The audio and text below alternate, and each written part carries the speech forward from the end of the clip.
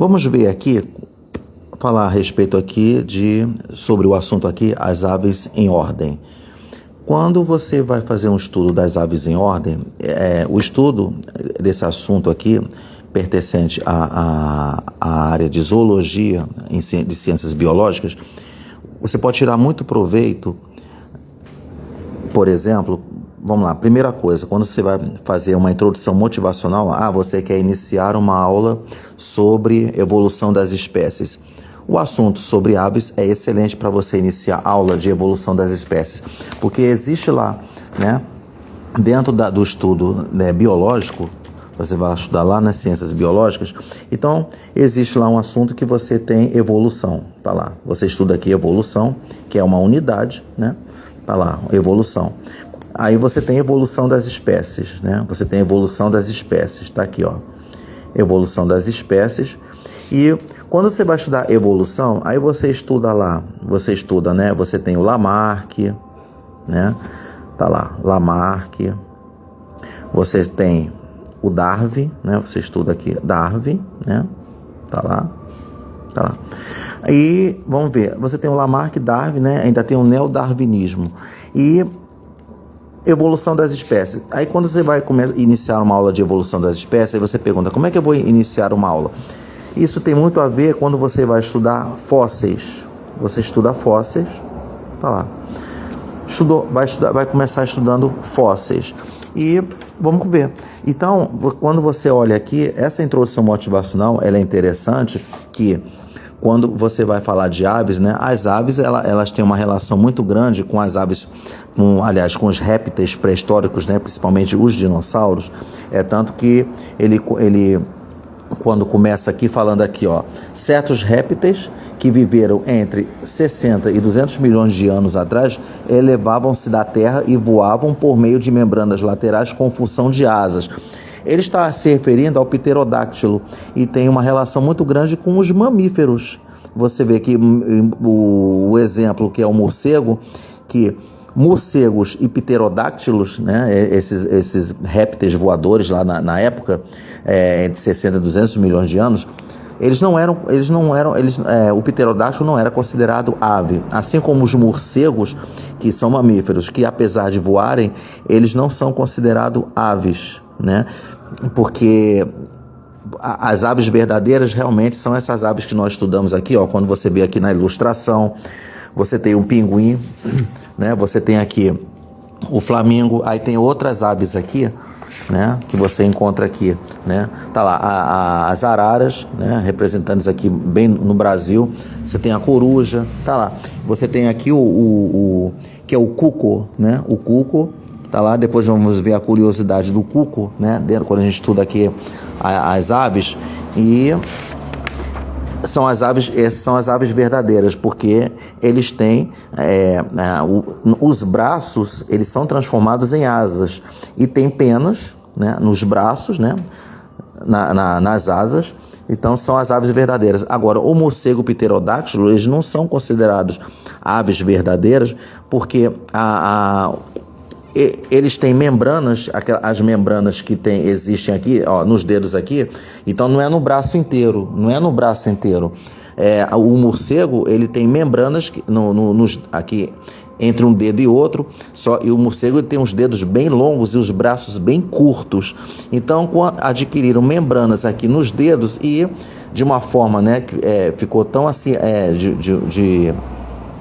e ser grande, de tamanho enorme, os dedos do morcego, e o morcego conseguiu adquirir o voo, mesmo assim não é considerado ave, tá? E aí fala aqui você vê, e fala assim, o pássaro mais antigo de que se tem notícia é o Archaeopteryx litográfica, a ave lagarto do tamanho de uma grande pomba, aí viveu há cerca de 130 milhões de anos atrás, no Jurássico Superior, que era Mesozoica. E seu retrato, ou seja, a marca fossilizada foi encontrada, você vê, em 1861, numa pedreira da Baviera, na Alemanha. Então, você vê que a impressão mostrava tanta nitidez. Então, existe um fóssil do Archaeopteryx, né, litográfica. O fóssil ficou tão a natureza, né, nos prestigiou com o fóssil dessa ave aqui, de uma nitidez tão grande que a gente deu para se ver os detalhes, tá? E pode-se fazer uma pesquisa sobre a Archaeopteryx litográfica e você vai ver o fóssil dele que ficou, parece até que foi feito por uma mão humana, né? Que o desenho ficou tão bom que você consegue ver os detalhes que mostra aqui, ó, penas perfeitas, bico com dentes, asas fortes, cauda longa com vértebras. No fóssil você consegue ver ainda as vértebras, né? Tá lá desenhada ali na rocha. Muito interessante isso. Então pode-se iniciar uma aula da evolução das espécies com um assunto sobre aves. Está aqui, como eu havia falado. Então tá lá mostrando aqui, ó. E um segundo exemplo foi encontrado em 1877, então, de 1861.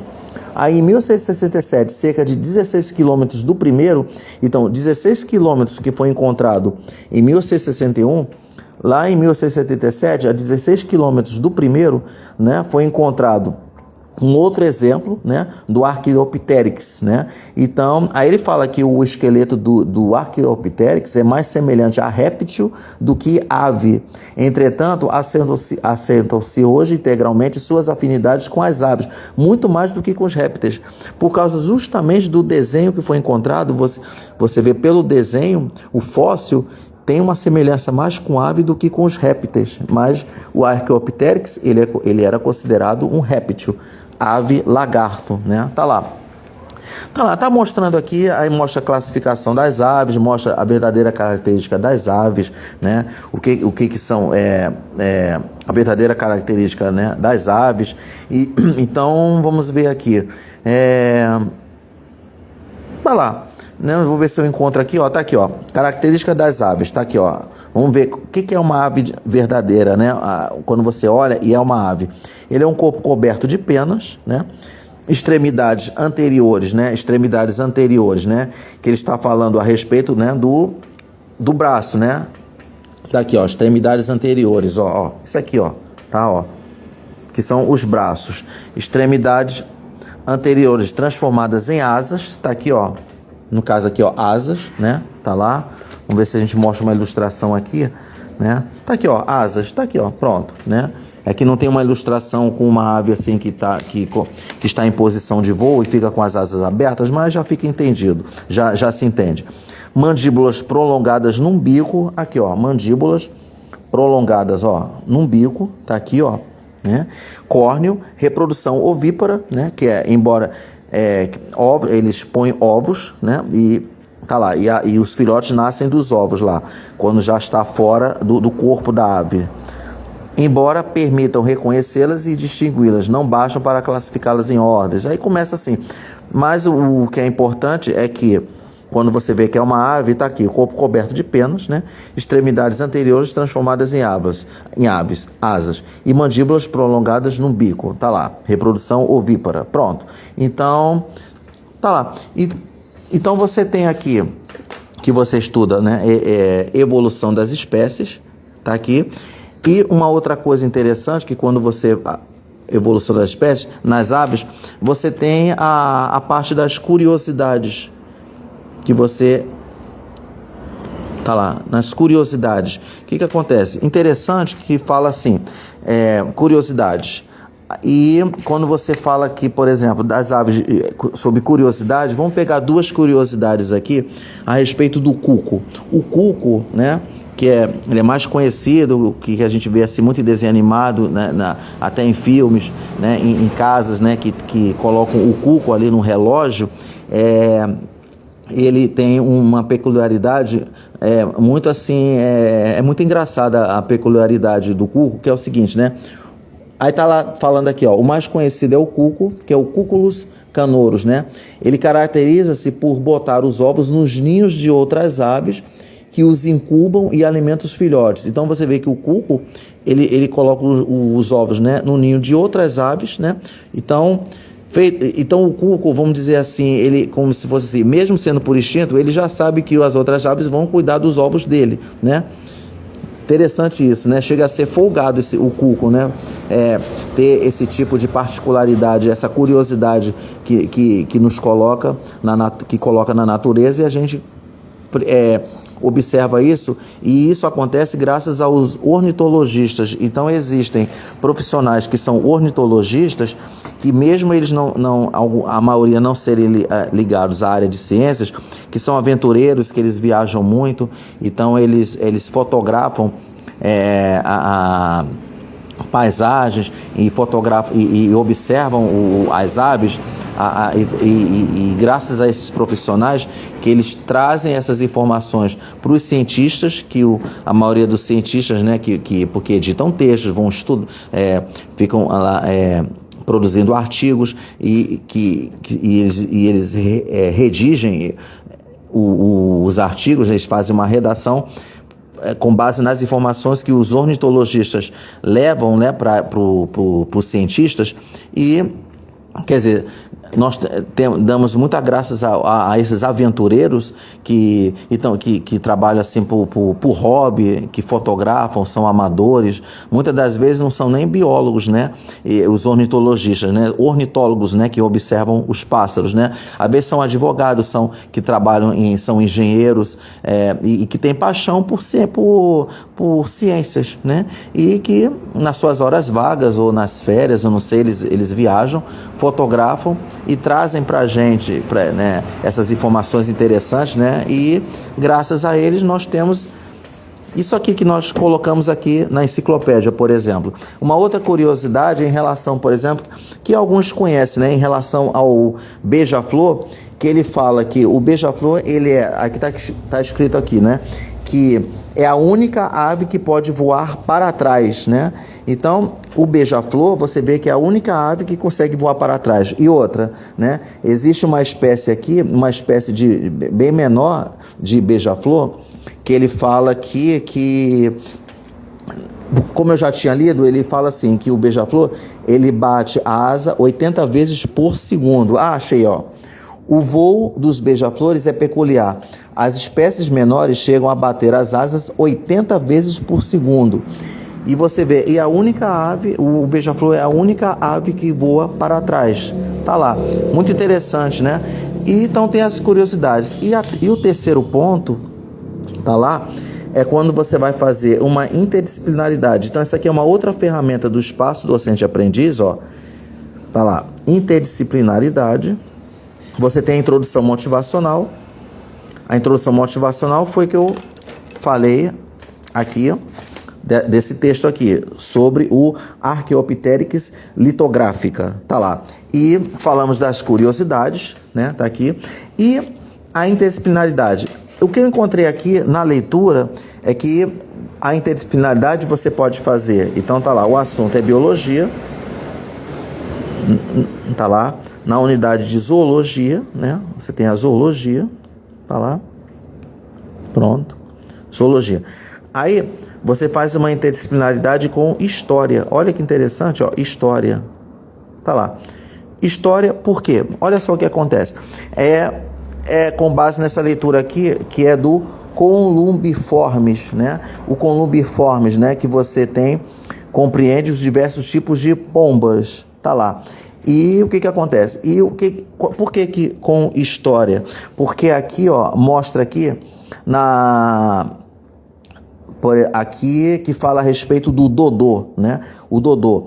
Então eu vou ler esse trecho aqui que fala assim, ó: algumas espécies se extinguiram por obra do homem, como a pomba migradora da América do Norte, ectopistes migratórios, né, que costumava viajar em bandos aos milhares, e o pássaro, e vamos falar do pássaro dodô das ilhas Maurítios, né? Não tem uma ilustração dele aqui, mas isso aí pode ser feita a pesquisa.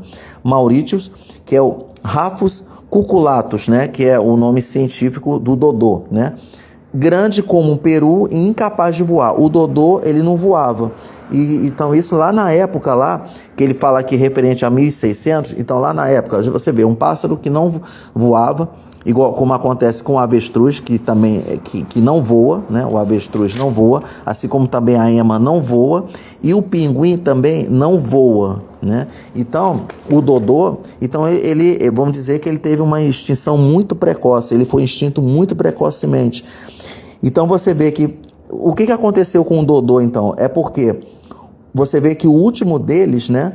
O último deles da espécie dessa espécie aqui, Rhapus cuculatus, que é o dodô, né? Ele foi exterminado pelos colonos holandeses por volta de 1600. Então aí você fica, qual é a conclusão que você chega? Você vê que o Brasil, ele foi descoberto em 1500, tá lá, o descobrimento do Brasil. Então o que acontece?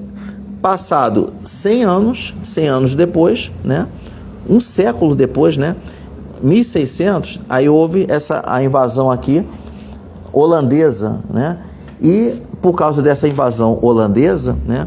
O dodô, ele pagou o preço, ele foi exterminado 100 anos depois. Então o que está querendo, que significa isso? Que de 1500 a 1600, durante 100 anos, existiam muitas espécies de dodôs que dominavam a floresta, né? E que foi visitada, né?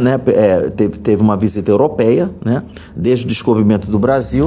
E então, interdisciplinaridade. Então, eu estou me referindo a esse assunto, ao assunto aqui, ó. Vou pegar aqui, né? Tá aqui, ó. Pegar aqui. Então, está se referindo ao assunto aqui, ó, de holandeses em Pernambuco. Tá aqui, ó. Holandeses em Pernambuco, que fala referente, né, que tem a ver com o extermínio do dodô, né? Aí tá lá, fala aqui, ó, tá mostrando aqui Vista de Olinda, segundo desenho de Franz Post, pintor holandês, que viveu em Pernambuco, onde chegou na companhia de Maurício de Nassau. Tá aqui, ó. Aí tá falando aqui, né, as companhias dos holandeses, né? Tá ali, ó, mostrando aqui, ó, tá? Na parte, aqui já é o assunto, né, de história, né? Mais terras para a Holanda, tá aqui, ó, mostra aqui, ó. Aí tá mostrando os homens do açúcar, o senhor Conde, armas para os senhores, tá lá. Aqui tá o retrato de Maurício de Nassau, tá aqui, ó.